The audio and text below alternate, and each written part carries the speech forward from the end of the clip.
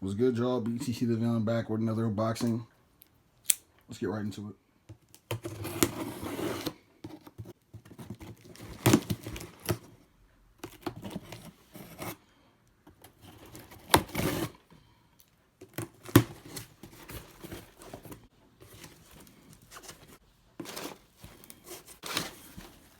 So here we have, let's take the paper out.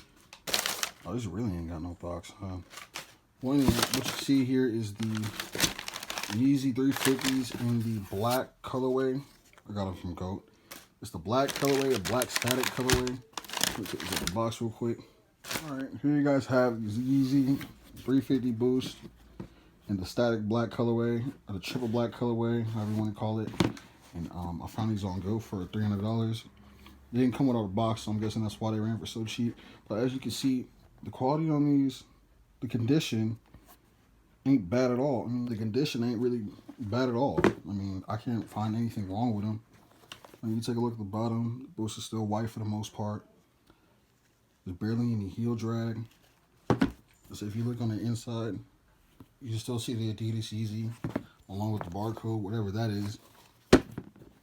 I'm gonna turn the flash on so you guys can see the 3M. These aren't the 3M version, but they do have the 3M laces and the 3 stripes on the heel. So you just look at these.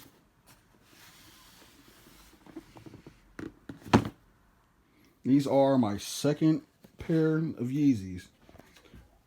I also have the 700 in the utility black colorway, except these aren't really black. As you can see, they're kind of just like a dark gray. So if I were to compare these two, let's say this is more darker.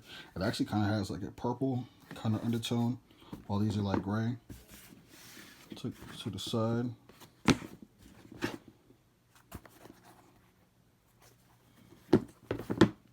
$700. That's where I got this box from. There it comes from these.